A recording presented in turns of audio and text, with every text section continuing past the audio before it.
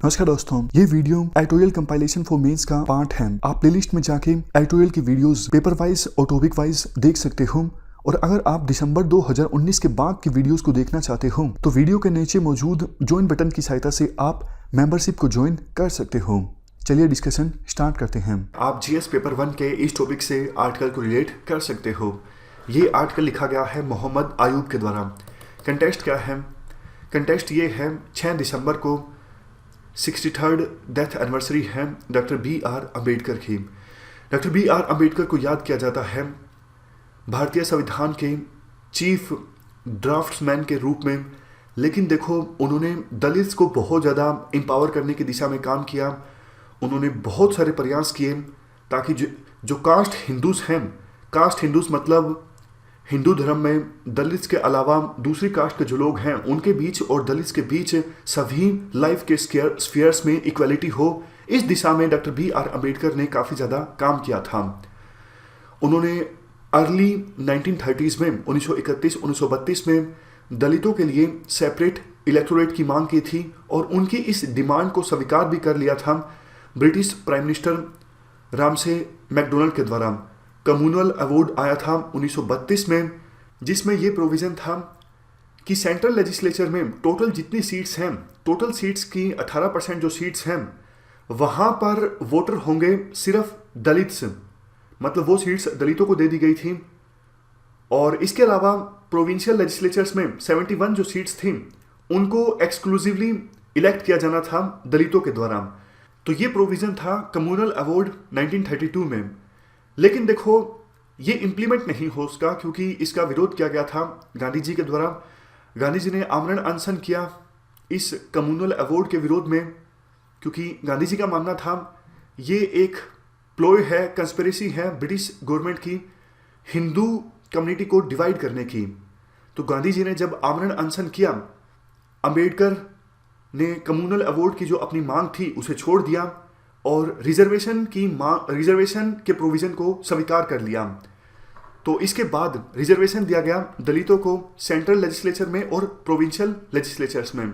लेकिन बाद में अंबेडकर को दुख हुआ, उनको लगता था कि कम्युनल अवार्ड बिल्कुल सही था और गांधी जी की बात को नहीं स्वीकार करना चाहिए था। उन्हें ऐसा इसलिए लगा क्योंकि कास्ट हिंदूज यानी हिंदू कम्युनिटी में दलितों को छोड़ के जो दूसरी कास्ट के लोग हैं वो है कास्ट हिंदूज, उनमें और दलितों के सोशो इकोनॉमिक स्टेटस में काफ़ी ज़्यादा डिफरेंस था।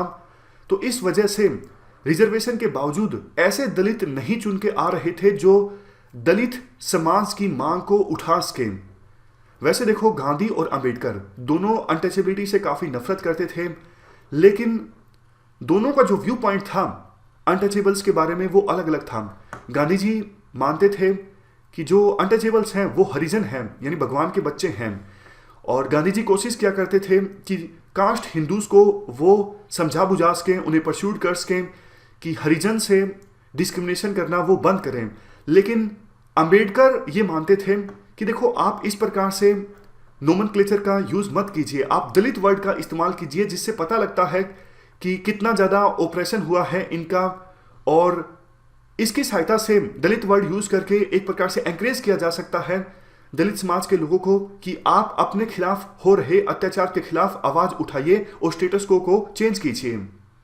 इसके बाद आर्टिकल में कहा जाता है, देखो 1930s के सेकेंड हाफ में यानी 1936, 37, 38, 39 इन सालों में अंबेडकर को लगता था जो मुस्लिम लीग है वो एक पोटेंशियल एलाई हो सकती है, एक गठबंधन बन सकता है, अलायंस बन सकता है मुस्लिम्स के बीच और दलितों के बीच, जो कि कास्ट हिंदूज के पॉलिटिकल क्लाउड को बैलेंस कर सकता है।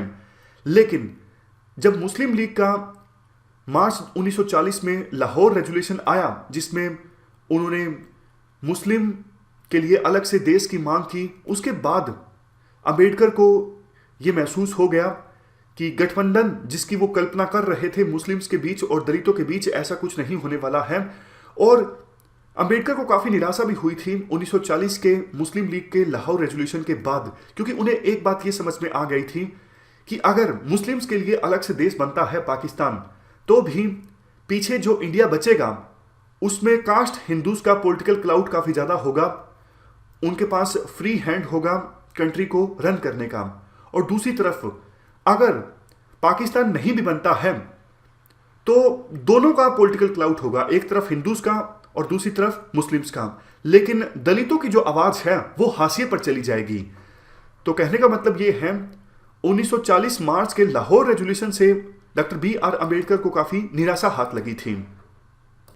इसके बाद क्या हुआ, आजादी के बाद देखो अम्बेडकर ने पीस इस्टेब्लिश कर ली थी कांग्रेस के साथ, ताकि वो पावर स्ट्रक्चर में रहकर दलित राइट्स की मांग कर सकें। वो लॉ मिनिस्टर बन गए थे, संविधान की ड्राफ्टिंग कमेटी के चेयरमैन बने, लेकिन बाद में उन्होंने इस्तीफा दे दिया कैबिनेट से, क्योंकि हिंदू कोड बिल का जो ड्राफ्ट था वो आगे नहीं बढ़ सका था, क्योंकि कंजर्वेटिव जो हिंदू मेंबर्स थे उनके द्वारा हिंदू कोड बिल का विरोध किया गया था और इसके विरोध में इस्तीफा दे दिया गया था डॉक्टर B.R. अम्बेडकर के द्वारा। बाद में देखो धीरे धीरे डॉक्टर B.R. अम्बेडकर काफ़ी ज़्यादा निराश हुए, उन्होंने बौद्ध धर्म अडोप्ट कर लिया, लेकिन वो दलित इंपावरमेंट के लिए काम करते रहे।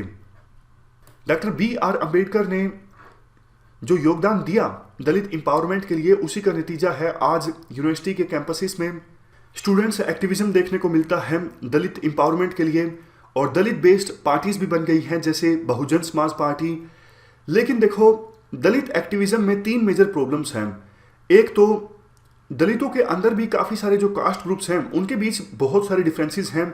दूसरा, जो दलित पॉलिटिशियंस हैं उनके बीच राइवलरी रहती है दलितों को मोबिलाइज करने के लिए, दलितों के वोट हासिल करने के लिए यूनिटी नहीं है दलित पॉलिटिशियंस में, और दलितों के अंदर जो कास्ट ग्रुप्स हैं उनके बीच में भी। सबसे लास्ट में दलितों के जो पार्टनर हैं जैसे मुस्लिम्स, वो दोनों भी एक साथ नहीं आ पाए हैं अपने पॉलिटिकल क्लाउड को आगे ले जाने के लिए। जैसे ओवैसी कोशिश करते हैं कि मुस्लिम्स के साथ साथ दलितों को भी एक साथ लाया जाए, लेकिन ऐसा पॉसिबल पूरी तरह से नहीं हो पाया है, इसलिए दलित एक्टिविज्म पूरी तरह से सफल नहीं हो पाया है। तो ये हमने पूरा आर्टिकल डिस्कस किया दलित एम्पावरमेंट और डॉक्टर B.R. अम्बेडकर के योगदान के बारे में। इस डिस्कशन में फिलहाल इतना ही है। Thank you very much for discussion.